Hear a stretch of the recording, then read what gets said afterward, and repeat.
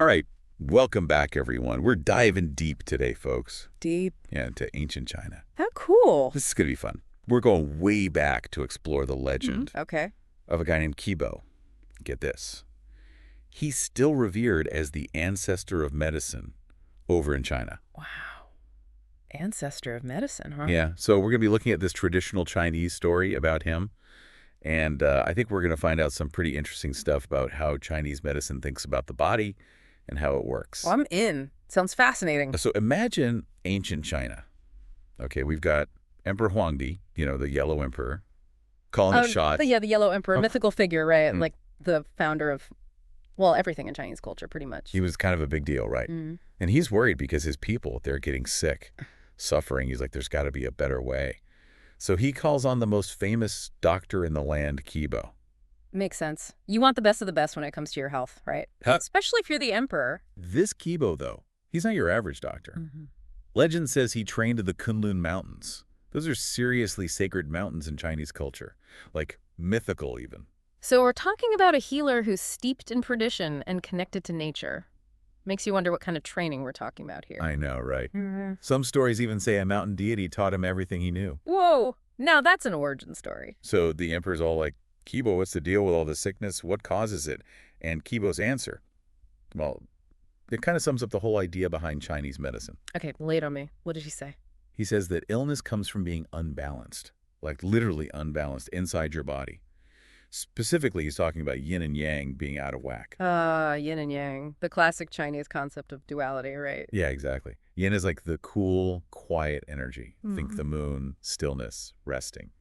Yang is like the warm, active energy, like the sun, movement, doing stuff. I get it. And health is about keeping those two forces in harmony. Makes sense, right? Too much of one, not enough of the other, and things start to go wrong. Right on. And to make it even clearer, the story goes on to tell about this high-ranking official who gets super sick, like deathly ill. And none of the other doctors can figure out what to do. Oh no, that's rough. What happens? So Qibo steps up, checks out the official, and he's like, yep, classic yin and yang imbalance. So what does he do? He uses acupuncture and herbs to bring everything back into balance. Fascinating. So the story is really highlighting those key tools in Chinese medicine, right? The acupuncture needles, the herbs, they're all about restoring that inner balance. And it works. The story says the official was totally healed in just 3 days.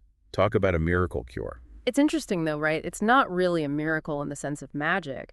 It's about understanding the deeper causes of illness and using these specific techniques to address them. And of course, after that, Qibo becomes even more famous. Everybody wants to be treated by him. I can imagine. He'd be like a celebrity doctor.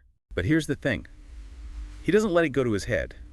He treats everyone, rich or poor, with the same kindness and skill. And he's not selfish with his knowledge either. He teaches all his techniques to his students, creating something called the Qi Huang medical doctrine. So he's not just a healer, he's a teacher, passing on his knowledge to ensure it lives on. That's a really important aspect of traditional Chinese medicine, isn't it? Oh, totally. It's all about keeping that ancient wisdom alive and passing it down through generations. So things are going pretty well. Then bam, a plague hits, people are dropping like flies, and everyone is freaking out. A true test for any healer. What did Qibo do? He didn't back down. He jumped right in, working night and day to find a cure for this plague, treating the sick, teaching people how to stay safe, doing everything he could to stop the spread. This is where the story really shows Qibo's character. He's selfless, dedicated to helping others, not looking for fame or fortune, just wants to heal. The emperor was so blown away by what Qibo was doing that he offered him the title of divine physician. But Qibo said, nah, I'm good. He just wanted to keep helping people. He didn't need any special rewards. Talk about humility. Eventually, the story says, Qibo ascended to immortality under a full moon. But before he left, he wrote down everything he knew in a book called the Huangdi Neijing. That translates to the Yellow Emperor's classic of internal medicine. The Huangdi Neijing, that's like the Bible of Chinese medicine, right? Still studied today? Exactly. It's all thanks to Qibo. Now, even though this story might be a myth, it tells us a lot about the core values of Chinese medicine. It's not just about herbs and needles. It's about compassion, helping others, and being connected to nature. It makes you think, doesn't it? How much of Qibo's legacy is still alive today? How do those values of compassion and connection to nature influence modern Chinese medicine practitioners? That's a great question. Something to ponder for sure. Well, that's all the time we have for today's deep dive. See you next time.